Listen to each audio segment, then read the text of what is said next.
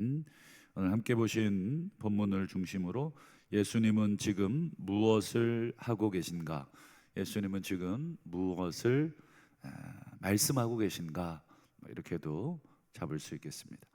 어제 새벽에 예수님께서 이 율법과 성령과 율법의 관계에 대해서 말씀을 하셨습니다. 갑자기 율법에 대해서 얘기해 줘야 되겠다, 갑자기 성령에 대해서 얘기해 줘야 되겠다 생각이 나서 얘기하신 것이 아니라, 예수님께서 율법과 성령에 대해서 이야기하신 것은 구약의 오래전부터 하나님께서 새 언약을 말씀해 주셨는데, 예레미야 선지자를 통해서 또 에스겔 선지자를 통해서 옛 언약이 파괴되고 이제 새로운 언약을 하나님께서 말씀하시는데, 그 새 언약의 핵심이 바로 성령과 율법이었습니다. 우리가 율법을 도무지 지키지를 못하기 때문에, 로마서의 표현대로 하면 우리가 연약하여 율법을 지킬 수 없기 때문에 성령을 우리 안에 내주하게 하시겠다. 이게 도대체 무슨 뜻인가? 물론 그 당시에도 성령이 계셨지만 이 말의 구체적인 의미가 뭔지를 잘 몰랐죠. 성령이 사람들 안에 거하여, 그리고 성령께서 친히 하나님의 말씀을 가르치심으로, 그리고 성령께서 사람들의 이 딱딱한 마음, 굳은 마음을 부드러운 마음으로 바꾸어 주심으로 우리에게 율법을 지키게 하겠다. 그래서 성령이 하시는 일은 끊임없이 우리의 마음을 부드럽게 만드신다. 성령의 사람은 이 악한 사람이 없습니다. 독한 마음을 가진 사람이 없습니다. 왜냐하면 성령이 끊임없이 우리의 마음을 만지시고 바꾸시기 때문에, 이 독한 생각을 하다가도 성령께서 뭐 하냐 이렇게 혼내시고 그 말씀에 또 우리가 순종함으로 그 악한 마음, 독한 마음을 품을 수가 없는 것이죠. 그게 바로 새 언약의 핵심이었습니다. 이제 오늘은 예수님께서 도무지 이해하기 힘든 아주 신비로운 이야기를 또 하나 들려주십니다. 아마 제자들이 이 얘기를 들으면서 이게 도대체 무슨 얘기냐, 아마 이 훗날 이 말의 의미가 뭔지를 나중에 깨닫게 됩니다. 우리도 왜 어릴 때 부모님들이 했던 말씀 중에 정말 귀에 잘 안 들어오는 이야기들을 하실 때가 있었습니다. 그때는 잘 이해를 못했는데 나이를 먹고, 그리고 저도 부모가 되고 또 부모님의 나이, 그때 나이만큼 이제 되어 보니까 도대체 왜 그런 말씀을 하셨는지, 또 그때 하셨던 말씀의 의미가 뭔지 이제 조금씩 깨달아지는 것들이 있더라고요. 예수님의 오늘 이 말씀도 당장은 제자들이 잘 이해를 못하고 있겠지만, 훗날 이게 무슨 뜻이구나 하는 것을 알게 됩니다. 먼저 예수님께서 성령에 대해서 먼저 이야기를 해주시는데, 두 가지로 이야기를 합니다. 17절을 보실까요? 17절을 보시면 성령님은 진리의 영이시다. 두 번째로 성령님은 너희와 함께 계신다. 근데 함께 계시는 정도가 아니라 너희 속에 계신다. 함께라는 말은 옆에라는 뜻이잖아요. 속이라는 말은 안에라는 말입니다. 이게 도대체 옆에 있다는 것은 이해되는데 안에 있다는 건 또 뭐냐? 이게 참 어려운 이야기지만 어쨌든 예수님께서 성령은 진리의 영으로서 너희 옆에, 너희와 함께, 너희 속에, 너희 안에 있다. 그러면서 우리 안에 성령이 있다 말씀하셨는데, 우리 안에 거하시는 분이 한 분 더 있다는 거예요. 성령님만 우리 안에 계신 게 아니라 또 다른 분이 우리 안에 있다. 20절을 한번 보실까요? 같이 한번 화면을 한번 보도록 하겠습니다. 같이 한번 읽어보죠. 시작. 그날에는 내가, 자, 여기 보시면 그날에는, 이제 그날이라는 좀 막연한 표현이 있어요. 그날이 언제냐? 좌우간 예수님께서 언젠가는 또는 제자들이 깨닫게 되는 그날에는 또는 뭐 종말에는 뭐 여러 가지 의미로 이 단어를 우리가 쓸 수 있겠는데, 그날에 너희 안에 내가 있는 것을 알게 된다. 예수님을 말하는데 이 성령님도 우리 옆에 우리 안에 계신데 또 예수님까지 또 거기에 더 살고 계신다. 마치 새빵살이로 얘기하면 이 두 사람이 살다가 이제 세 사람이 사는 그런 형국이 되는 거죠. 그런데 더 놀라운 게 또 있어요. 우리 20절 앞부분을 한번 보실까요? 아까는 20절 뒷부분을 읽었고 앞부분을 보시면 그날에 내가 아버지 안에 있는 것을 너희가 알 것이다. 그러니까 20절에는 사실은 예수님이 너희 안에, 아버지가 내 안에. 그러면 이게 무슨 뜻입니까? 하나님 아버지가 예수님 안에 계시고 그 예수님이 지금 우리 안에 계시고, 아까 우리 말씀 17절에는 성령님이 우리 안에 계시고, 그러니까 세팡사리에 성령님 그리고 예수님 그리고 하나님까지 다 함께 지금 우리 안에, 우리라고 하는 이 공간 안에 이 함께 계신다. 예전에 어릴 때 전세를 살았던 것 같습니다. 그때는 저희 집인 줄 알았는데 나중에 이제 이사 가면서 알게 됐죠. 아, 이게 우리 집이 아니구나. 주인이 나가라고 해서 나가게 됐는데, 처음에 저희 집인 줄 알았던 이유 중에 하나가 한참 살고 있는데 저희 안방을 어머니가 이 베니아판으로 뭘 가리시더라고요. 베니아판으로 그걸 왜 가리시나 그랬더니 알고 봤더니 방이 넓어서가 아니라 그 안방도 좁았던 것 같은데 그 안방 한 칸을 막아서 또 다른 사람이 들어올 수 있도록 세입자를 받기 위해서. 그걸 요즘은 그런 게 불법이잖아요. 근데 예전에는 내가 전세 살면서 또 방을 한 칸을 또 다른 세입자를 줘서 월세를 또 받고 그랬던 시절이었던 것 같습니다. 그러니까 이게 우리 집 식구들도 지금 한 6명, 7명이었거든요. 근데 거기다가 또 다른 식구까지 또 얹어지니까 뭐 정신이 없는 것입니다. 막 베니아 판때기 하나 깔아놨으니까 얼마나 시끄러워요. 뭐 서로 바스락거리는 소리까지, 코 고는 소리까지 다 옆에 들릴 정도니까 굉장히 막 북적북적했던 그런 기억이 있어요. 지금 예수님이 우리 안에, 성령님도 우리 안에, 하나님도 우리 안에. 이게 도대체 무슨 얘기냐? 예수님이 왜 이런 말씀을 제자들이 지금 알아듣지도 못하는데 지금 뭐 이렇게 자꾸 이제 귓구멍만 후벼파고 있는 거예요. 도대체 알아듣지도 못하는 저 말을 지금 왜 하실까? 여러분, 왜 예수님이 이런 얘기를 하실까? 한번 질문을 던져 보십시오. 예수님, 왜 그런 말씀하시는 것입니까? 오늘 본문의 제자들은 그런 질문을 던지질 않아요. 예수님, 이게 도대체 무슨 말씀입니까? 이렇게 질문만 던져봤어도 좀 예수님이 대답해 주실 텐데, 오늘 우리가 유추해 봐야 됩니다. 예수님이 왜 내가 너 안에 있다, 하나님이 내 안에 있다, 성령님이 네 안에 있다, 뭐 이런 얘기들을 하시는가? 여러분, 성경 창세기부터 우리가 쭉 읽어가고 있는데 태초에 하나님이 의도하시고 하나님이 계획하신 그 계획을 지금 예수님이 말씀해주고 있는 중입니다.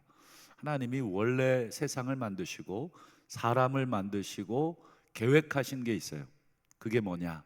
지금 그 이야기를 제자들에게 들려주고 있는 것입니다. 하나님이 너 안에, 내가 너희 안에, 성령님이 너희 안에, 너희는 내 안에. 이게 마치 만화 영화에서나 보는 것처럼 서로 막 이렇게 뒤섞여서 같이 공존하는 이제 그런 모습들을 쭉 설명합니다. 최초에 하나님이 세상을 만드실 때 사람과 인간은 어떻게 살았냐면 서로 한 공간에 살았습니다.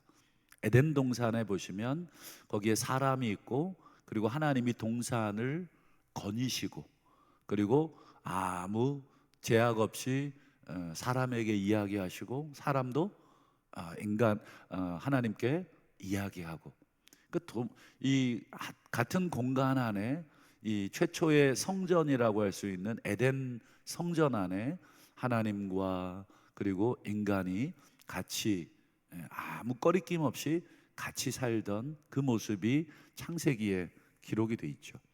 하지만 성경을 쭉 읽어보면 죄가 들어오고, 죄로 인해서 균열이 생기고 관계에 금이 생기기 시작하죠. 그래서 인간이 제일 먼저 한 것이 하나님의 얼굴을 피해서 숨습니다. 관계가 깨졌다는 뜻입니다. 서로 얼굴을 보고 지내던, 서로 말을 하고 지내던 사이에서 죄가 들어오고 얼굴을 보지 않기 시작하고 말을 하지 않기 시작한 것이죠. 하나님과 인간 사이에는 더 이상 뛰어넘을 수 없는 담이 생긴 것입니다. 그건 하나님이 만든 담이 아니라 인간이 하나님을 향해 만들어낸 담이 되겠죠. 결국 그 함께 살던 그 공간 에덴 성전에서 인간은 쫓겨나게 되는 것이죠. 함께 더 이상 살 수 없어서 세입자를 쫓아내듯이 쫓아냄을 당하게 되는 그런 일들. 그래서 하나님으로부터 쫓겨난 인류가 에덴의 동쪽으로 계속 진군해 가면서 가인과 아벨을 낳고, 그리고 인류의 문명이 만들어지고 살인이 이루어지고, 그리고 노아 시대에 폭력성이 만들어지고 바벨론 시대에 그런 모든 문화들이 계속해서 하나님을 떠난 인류가 만들어낸 문화의 역사들이 이제 창세기에 기록이 돼 있죠. 아마 하나님과 인간 사이의 그 담은 더 높아졌을 겁니다. 어쩌면 예전에는 낮은 담이어서 아이고 저 너머에 하나님 계신데 우리가 여기서 살았는데 이런 추억이라도 갖고 있었지만, 시간이 점점 흐르면서 이제 하나님의 존재 자체도 모르는 인류들이 만들어진 것이죠.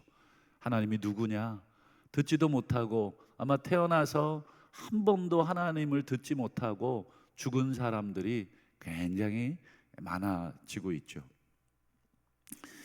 이제 곧 우리 성탄절인데, 구약의 성탄에 관한 많은 예언의 말씀들 중에 가장 유명한 말씀 중에 하나가 이사야 7장입니다. 이사야 7장 14절을 한번 읽어드리면, 보라 처녀가 잉태하여 아들을 낳을 것인데 이름이 뭐예요? 임마누엘. 임마누엘에 대한 번역이 마태복음 1장에 나와 있죠. 번역한즉 하나님이 우리와 함께 계신다. 아들이 이 땅에 오시는데, 그 아기가 이 땅에 오는데, 메시아가 이 땅에 오시는데 이름이 하나님이 우리와 함께 하십니다. 임마누엘입니다. 물론 예수라고 하는 하나님이 구원하신다는 그런 뜻이지만, 결국 하나님의 구원이라는 말의 더 근본적인 의미는 하나님이 우리와 함께 사신다, 이런 뜻입니다. 계속해서 에덴 동산으로부터 쫓겨난 인류가 하나님과 점점 멀어지고, 더 이상 건널 수 없는 강, 넘을 수 없는 담이 쌓여진 인류를 다시 예수님이 아기의 몸으로 오셔서 다시 살자고 손 내미시고 내 손 잡으라고 요청하시고, 그 손을 잡은 사람들마다 다시 에덴 동산으로 데리고 가시는 그런 그림, 그게 성경이 말하는 전체적인 그림. 그래서 요한계시록 22장에 가면 다시 생명나무가 그곳에 있는 에덴 동산이죠. 거기에 잎사귀들이 달마다 맺히고 과일들이 맺히고 만국을 치료하는 그런 생명의 나무, 생명수가 흐르는 모습. 여러분, 예수님께서 이 땅에 오셔서 무슨 일을 하셨는가?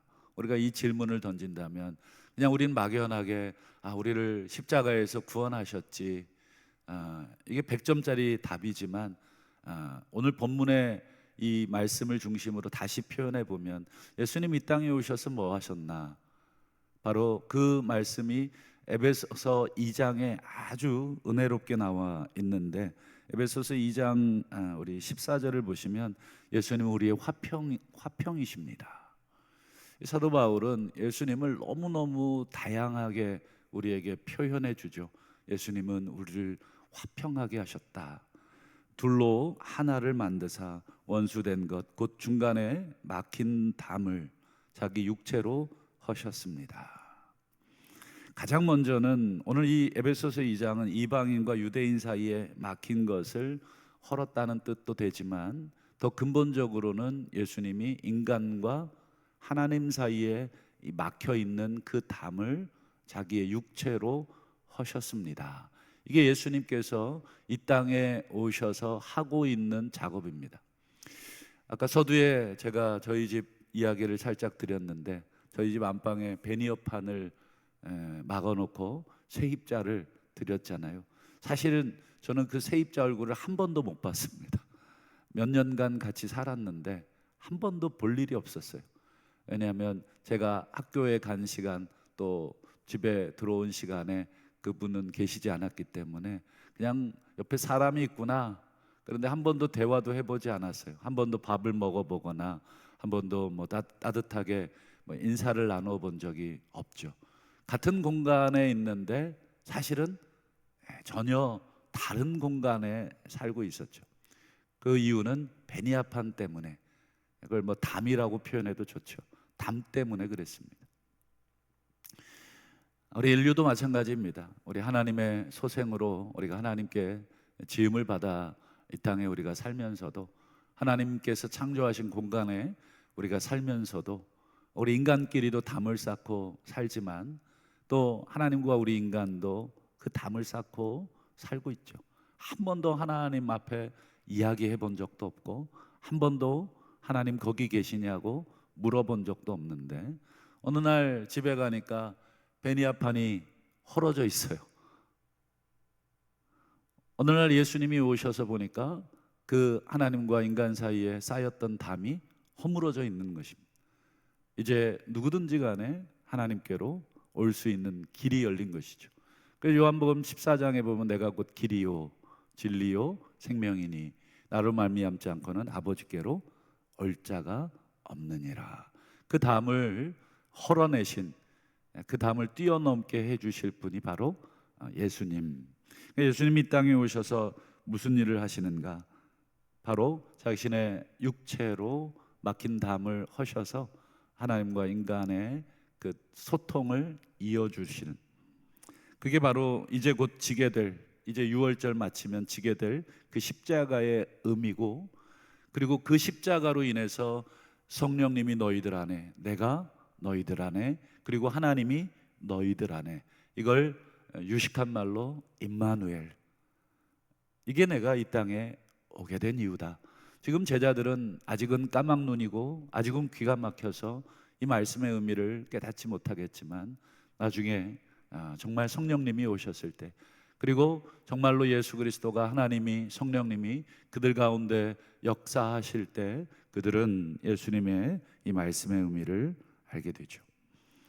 마지막으로 십자가로 이루어 놓으신 하나님과 우리들 간의 하나됨, 그리고 하나님과 우리가 함께 살 수 있게 하신 그 삶을 우리가 계속 유지할 수 있는 마지막 조건 하나를 예수님이 말씀하고 있는데요, 그거 보고 말씀을 맺겠습니다. 우리 21절과 23절을 한번 보실까요? 하나님이, 성삼위 하나님이 우리 안에 있다는 말씀을 하시고 나서 이제 예수님이 계명에 대한 말씀을 두 번에 걸쳐서 또 합니다. 내 계명을 지켜라. 지켜야 나를 사랑하는 자다. 사람이 나를 사랑하면 내 말을 지킬 것이다. 같은 말을 앞뒤만 바꾸어서 두 번 강조하셨죠. 그 다음 중요한 말이 이 말입니다. 23절 끝에 보세요. 우리가 이라고 하는 말은 복수잖아요. 즉 성부, 성자, 성령 하나님이 그에게로 가서, 그는 누구입니까? 예수님의 계명을 지키는 자, 예수님의 계명 안에 머무는 자에게로 가서 거처를 그와 함께 하리라. 거처를 그와 함께 한다는 게 무슨 뜻입니까? 함께 살겠다, 임마 누엘 하겠다. 장막을 치고 그와 함께 공간에 살겠다. 우리 부부간에도 함께 살고 있지만 전혀 남남처럼 사는 부부들이 많죠. 투명인간처럼 서로 왔는데도 그냥 쓱 지나가요. 인사도 하지 않아요. 왔어? 이 말조차도 안 해요. 퇴근하고 집에 왔는데 아무 말도 하지 않고 각각의 공간에서 일을 하다가 밥도 따로 먹어요. 대화도 없어요. 이게 여러분 부부입니까? 아니면 남입니까? 한 공간에 살면 여러분 최소한의 예의라는 것이 있고 최소한의 대화라는 것이 있어야 하는 것이잖아요. 여러분 부부간에 또는 사람 간에도 여러분 서로 함께 살려고 한다면 최소한의 규칙이라는 게 있습니다. 최소한 우리가 해야 될 일과 하지 말아야 될 일, 해야 될 것과 하지 말아야 될 것을 우리가 한 단어로 계명이라고 합니다. 또는 규칙이라고 합니다. 부부간에 아무리 마음이 상해도 하지 말아야 될 말이 있잖아요. 그 말들을 하지 않아야 그 부부는 같이 살 수 있는 것입니다. 친구 간에도 아무리 친해도 하지 말아야 될 말이 있는 거잖아요. 그 말을 하는 순간 더 이상 그 친구랑은 얼굴을 볼 수가 없는 것이죠. 그렇게 해서 깨지는 사람들이 많아요. 도대체 왜 저런 말을 해서 저 관계를 깰까? 더 이상 보지 말아야 되겠다고 생각을 해서 깨는 경우도 있겠지만 대부분은 실수로, 여러분 실수라고 생각이 되면 가서 사과하면 됩니다. 미안하다. 내가 너무 실수했다. 용서해달라. 그래야 관계가 회복되잖아요. 여러분 하나님이 우리 안에 거하십니다. 우리도 하나님 안에 거하십니다. 여러분 함께 살기 위해서는 최소한의 뭐가 필요합니까? 약속이 필요한 것입니다. 서로 지켜야 될 그 규칙이 있는 것이죠. 계명이라는 것이 그것입니다. 그래서 나의 계명을 지켜야 내 사랑을 받을 수 있고 내 사랑 안에 거할 수 있고 내 사랑 안에 거하려면 내 계명을 지켜야 되고 우리가 그 사람에게로 가서 거처를 그와 함께 하고 함께 살 수가 있다. 굉장히 중요한 얘기죠. 우리가 예수 믿는 것으로 구원을 받는다고 생각하지만 신앙생활은 어떻습니까? 예수 믿는 것으로 끝나는 게 아니라 예수님의 가르침에 순종함으로 날마다 동행하는 것입니다. 여러분 사람과 사람 사이에도 지켜야 될 규칙이 있다면 하나님과 우리 사이는 더욱 그렇습니다. 그래서 성경에 보면 하나님이 정말 지겹도록 왜 자꾸 계명 지키라 이 말씀을 하실까? 내 계명을 지켜라. 내 계명을 지켜라. 신명기만 봐도 어떻습니까? 말 그대로 신명, 명령을 다시 기록하실 만큼 이 똑같은 말이거든요. 레위기에 기록된 말을 신명기에 거의 반복하고 있습니다. 지겨운 얘기를 또 얘기하는 이유가 뭘까? 이건 함께 살기 위한 아주 중요한 규칙이기 때문에 또 이야기하고 또 이야기합니다. 그래도 우리는 잘 듣지를 않죠. 그래도 우리는 실수하죠. 내가 하고 싶은 말 하고 내가 하고 싶은 행동해서 상대방의 기분을 상하게 하고 상대방의 마음을 전부 찢어놓고 그러고는 같이 살고 있다고. 그러나 그거는 같이 살고 있는 게 아니라 같이가 아니라 따로 살고 있는 것이죠. 말씀을 맺겠습니다. 오늘 말씀의 제목이 예수님은 지금 무엇을 하고 계신가? 예수님이 이 땅에 오셔서 하고 있는 일이 무엇인가? 그것은 자기의 육체로 하나님과 우리 사이를 다시 이어주시고 함께 살 수 있도록 만들어주시고 또 계속해서 살 수 있도록 규칙을 주시고 서로 사랑해라. 이게 예수님이 주신 딱 하나의 규칙입니다. 서로 사랑하십시오. 하나님과 여러분들도 서로 사랑하시고 너희들 간에도 서로 사랑하십시오. 이 규칙이 지켜지지 않으면 더 이상 함께 살 수 없는 것이다. 그래서 우리가 영원토록 아버지 집에 살기 위해서는 지금 오늘 이 시간, 오늘 하루라고 하는 이 시간 하나님과 얼마나 내가 좋은 관계를 맺고 사느냐가 앞으로 살게 될 그 미래에 대한 그림이 될 것입니다. 여러분, 연애를 잘 못하는 사람이 결혼하면 그 가정은 100% 깨집니다. 연애를 잘하고 결혼해도 힘든 것이 결혼 생활인데, 그래서 연애를 잘하는 사람이 결혼 생활을 잘할 확률이 높아요. 연애 때 서로 다투고 서로 자존심 싸움하다가도 미안해, 내가 잘못했어 라고 이야기할 수 있는 사람하고 결혼하십시오. 저는 늘 우리 청년들에게 이렇게 얘기합니다. 왜냐? 결혼하면 더 싸울 일이 많은데, 더 자존심 상할 일이 많은데, 서로의 허물과 또 잘못에 대해서, 또 나의 허물과 잘못에 대해서 사과할 줄 모르는 인간이랑은 살 수가 없다. 너도 사과하고 또 저 사람도 사과할 때 받아주고, 부부라는 것은 그런 것인 것처럼 하나님과 우리의 관계도 그렇다. 우리가 살아가면서 하나님과 매일 좋을 수는 없다. 죄를 짓기도 하고 말씀을 어기기도 하지요. 그때마다 우리가 하나님 앞에 죄송하다, 용서해달라, 그렇게 이야기할 수 있을 때, 그렇게 하루하루 살다가 마지막 눈 떠보니까 영원한 아버지의 집에 우리가 들어가게 되는 것이다. 바라기는 오늘 성령 안에, 또 예수님 안에, 하나님 안에 우리가 거하는 삶인 줄로 믿고, 서로 사랑하라는 이 예수님의 딱 한 가지의 이 수칙, 이 규칙을 우리가 잘 지켜가심으로 지금 여기가 우리 하나님과 함께하는 그런 귀한 살림집이 되실 수 있기를 주님의 이름으로 축원합니다. 기도하겠습니다.